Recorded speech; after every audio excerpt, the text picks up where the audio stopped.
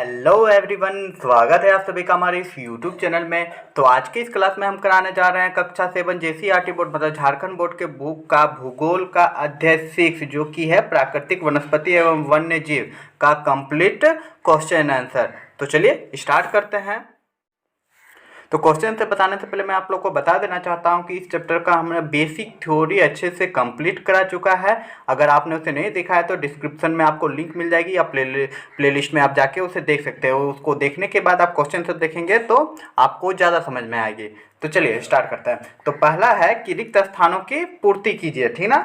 तो एक नंबर है कि उष्ण कटिबंधीय सदाबहार वन को डैश वन कहते हैं।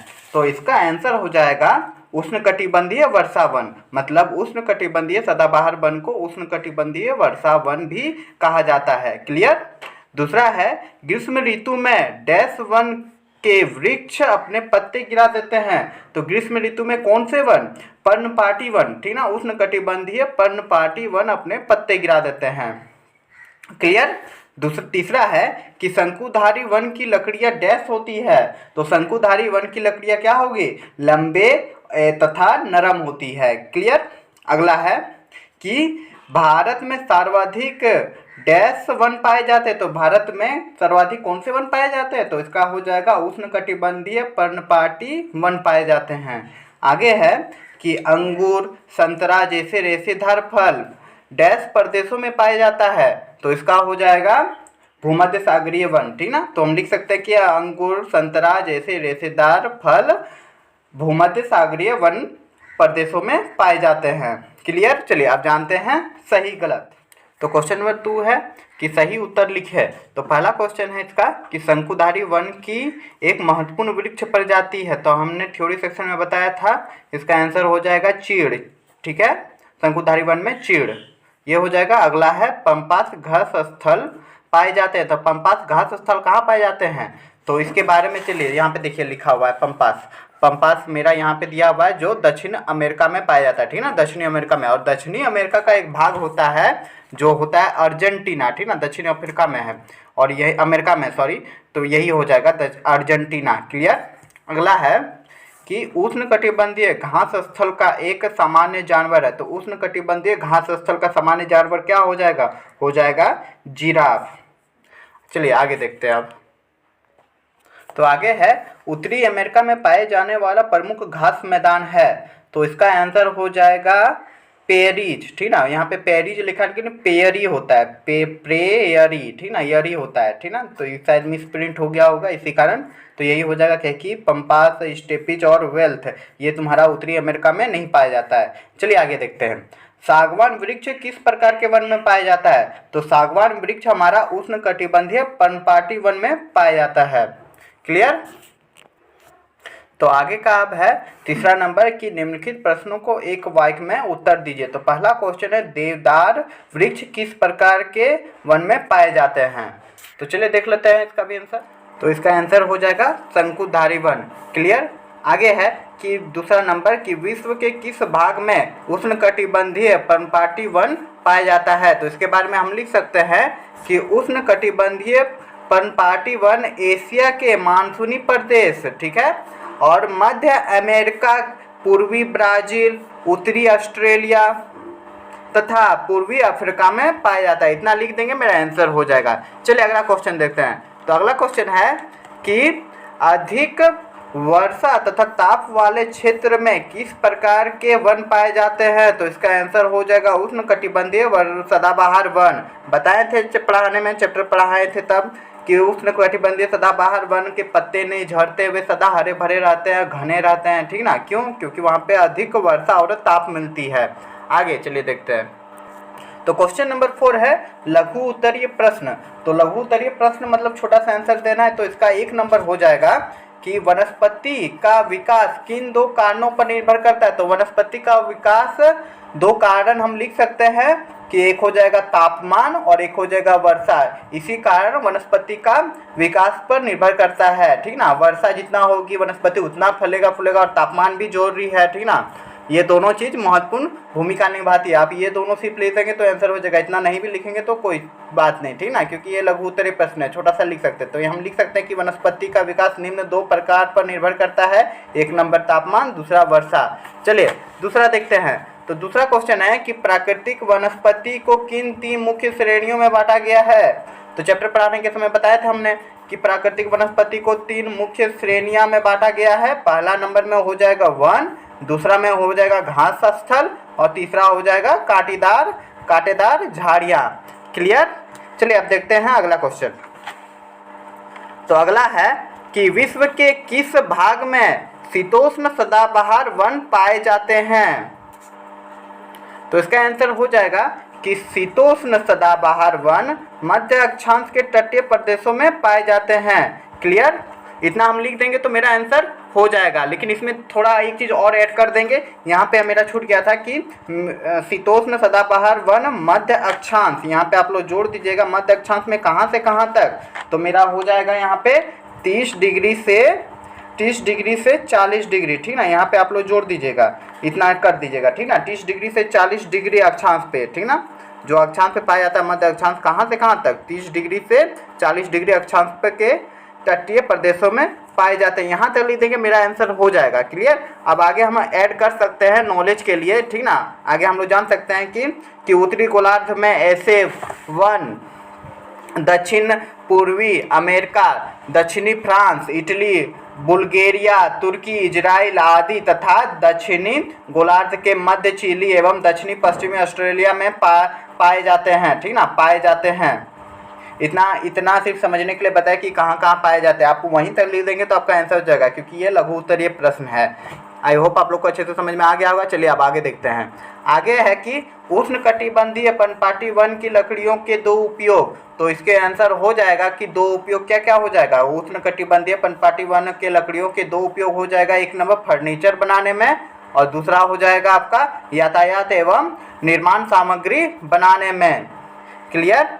आगे चलिए देखते हैं अब। तो आगे है कारण बताएं, ठीक ना। तो कारण बताएं का पहला नंबर अंतर बताए हैं क्वेश्चन नंबर 5।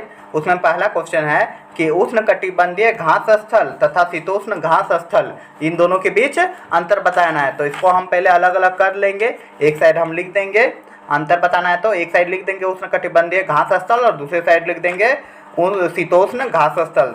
तो उष्णकटिबंधीय के एक साइड में हम लिख सकते हैं कि ये घास स्थल कहाँ कहाँ पाए जाते हैं, वहाँ का जगह हम लिख देंगे।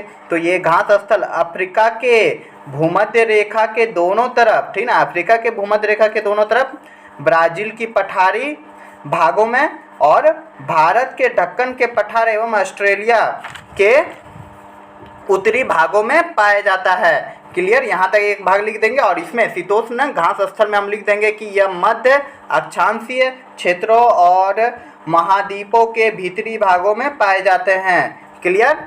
अब दूसरा इसका हम लिख सकते हैं इसके बारे में कि यह घास काफ़ी ऊंचे लगभग 3 से 4 मीटर होती है, ठीक ना। उष्णकटिबंधीय घास स्थल में घास जो होता है वह ऊंचे होते हैं। तो यहाँ पे लिख देंगे कितना मीटर, 3 से 4 मीटर ऊंचे होते हैं। लेकिन शीतोष्ण के घास स्थल क्या होता है, काफ़ी छोटे होते हैं। तो यहाँ की घास आमतौर पर छोटी व पौष्टिक होती है। क्लियर। आगे लिख सकते हैं इसके बारे में तीसरा पॉइंट कि यहाँ हाथी, जेब्रा, जिराफ, हिरन, तेंदुआ आदि जानवर पाए जाते हैं। तो इस भाग में हम लिख सकते हैं कि यहाँ जंगली भैंस, बाइसन जो कि आपको अभी चित्र में दिख रही होगी, बिल्कुल जंगली भैंस की तरह दिखती है और याक की तरह दिखती है दोनों, लेकिन ये दोनों अलग जानवर होते हैं, ठीक है। और एंटीलोप भी बहुत प्यारा सा है। देखिए यहाँ पे दिख रहा होगा चित्र में आपको, जो एकदम हिरन की तरह दिखता है, लेकिन वो हिरन नहीं है, इसका सींग थोड़ा टेढ़े टाइप का है। चलिए पाए जाते हैं, ठीक ना। इस भाग में हम लिख देंगे कि यहाँ जंगली भैंस, बाइसन, एंटीलोप पाए जाते हैं। चलिए अब देखते हैं अगला क्वेश्चन। तो अगला क्वेश्चन है कि गर्म रेगिस्तान की वनस्पति और ठंडे रेगिस्तान की वनस्पति, ये दोनों में क्या अंतर है ये बताना है। तो इसके बारे में हम लिख सकते हैं कि गर्म रेगिस्तान की वनस्पति जो होती है क्या होती है, कटीली होती है। तो लिख देंगे कि गर्म रेगिस्तान की वनस्पति कटीली झाड़ियों के रूप में पाई जाती है, जैसे बबूल, नागफनी मतलब कैक्टस आदि, ठीक है, इतना हम लिख देंगे। और जबकि ठंडे रेगिस्तान में केवल काई, लाइकेन और छोटी झाड़ियाँ पाई जाती है, इतना हम लिख देंगे, मेरा आंसर हो जाएगा। आई होप आप लोग को अच्छे से समझ में आ रही होगी वीडियो, ठीक ना। अगर आ रही है तो ज़्यादा से ज़्यादा लाइक करें। चलिए आप देखते हैं अगला क्वेश्चन। तो अगला क्वेश्चन है क्वेश्चन नंबर 6, जिसमें है कारण बताना है, ठीक ना। तो पहला क्वेश्चन है कारण बताने का कि उष्णकटिबंधीय सदाबहार वन बहुत घने होते हैं। क्यों घने होते हैं, यही कारण बताना है। तो इसके बारे में हम लिख सकते हैं कि इन वनों को उष्णकटिबंधीय वर्षा वन भी कहा जाता है। क्यों, क्योंकि यहाँ पे बारिश होती है, तो लिख सकते हैं इस वनों को उष्णकटिबंधीय वर्षा वन भी कहते हैं। यह वन भूमध्य रेखा और उष्णकटिबंधीय के पास पाए जाते हैं। यह क्षेत्र गर्म होते हैं एवं पूरे वर्ष यहाँ अत्यधिक वर्षा होती है। चूंकि यहाँ का मौसम कभी शुष्क नहीं होता, इसीलिए यहाँ के पेड़ की पत्तियां पूरी तरह नहीं झड़ती। पेड़ की पत्तियां पूरी तरह नहीं झड़ती और ये वन बहुत घने होते हैं। इतना हम लिख देंगे, मेरा आंसर हो जाएगा। क्लियर। चलिए तो अगला क्वेश्चन है क्वेश्चन नंबर 2 कि ध्रुवीय प्रदेशों में पाए जाने वाले जानवरों के शरीर पर मोटे फर एवं मोटी चमड़ी होती है। क्यों होती है, वही बताना है कारण। तो इसके बारे में हम लिख सकते हैं कि ध्रुवीय प्रदेशों में अत्यधिक ठंड होती है। ध्रुव मतलब कहाँ, जहाँ पे बर्फ जमी रहती है, ऊपर और नीचे में बताया था ना, पृथ्वी के ऊपर नीचे में बहुत सारा बर्फ जमी रहता है, क्योंकि वहाँ पे सूर्य का प्रकाश नहीं पहुँचता है, ठीक है। तो आगे लिख सकते हैं तथा यहाँ लगभग पूरे वर्ष भर बर्फ, सॉरी यहाँ पे वर्ष लिख दिए, बर्फ यहाँ पे हो जाएगा बर्फ जमी रहती है। इसलिए यहाँ के जानवरों के शरीर पर मोटे फर और मोटी चमड़ी होती है, जो उन्हें ठंडी जलवायु से सुरक्षित रखते हैं। क्लियर। इतना हम लिख देंगे, मेरा आंसर हो जाएगा। चलिए अब देखते हैं अगला क्वेश्चन।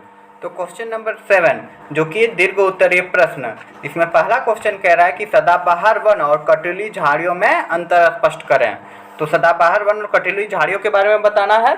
तो चलिए लिख सकते हैं कि सदाबहार वन, पहले लिख देंगे सदाबहार वन, उसके बारे में लिख देंगे कि सदाबहार वन अत्यंत सघन, लंबे तथा सदैव हरे भरे बने रहते हैं, ठीक ना। इस वृक्षों की पत्तियां एक साथ कभी भी नहीं झड़ती है।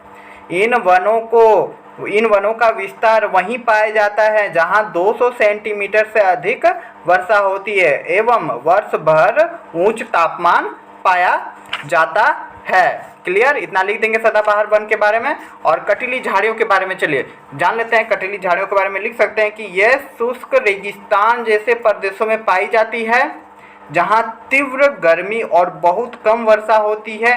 यह पौधे जो उगते हैं काफ़ी दूर दूर उगते हैं और इनकी अधिक ऊंचाई नहीं होती है। इतना हम लिख देंगे तो मेरा आंसर हो जाएगा। चलिए अब देखते हैं इस चैप्टर का अंतिम क्वेश्चन। तो इस चैप्टर का अंतिम क्वेश्चन है कि उष्णकटिबंधीय पर्णपाती वन में पाए जाने वाले जैव विविधता का वर्णन करें। मतलब जो जैव पाए जाते हैं, जीवन पाया जाता है, उसमें क्या क्या सब विभिन्नता होती है, वो सब के बारे में बताना है कि कौन कौन सा जानवर पाए जाते हैं, कौन कौन सा वनस्पति। तो इसके बारे में हम लिख सकते हैं कि उष्णकटिबंधीय पर्णपाती वन को मानसूनी वन भी कहते हैं। क्लियर। इन क्षेत्रों में वर्षा केवल ग्रीष्म काल में होती है, इसलिए यह पेड़ सदा हरे भरे नहीं रहते। शुष्क ऋतु में जल की कमी के कारण ये अपने पत्ते गिरा देते हैं। क्लियर। और आगे लिख सकते हैं कि जिनके कारण इन्हें पतझड़ वन भी कहा जाता है। इनमें उगने वाले मुख्य वृक्ष क्या क्या हो जाएगा, सागवान हो जाएगा। ये इंपॉर्टेंट है, ये जो लाइन है यहीं से यहीं तक इंपॉर्टेंट है, ठीक ना। अगर वो सब लाइन याद भी ना रहे, इतना लिख देंगे तो मेरा आंसर हो जाएगा, लेकिन आप पूरा लिखिएगा, ठीक ना। इनमें उगने वाले मुख्य वृक्ष सागवान हो जाएगा, बांस, साल, ताड़, चंदन, ठीक ना।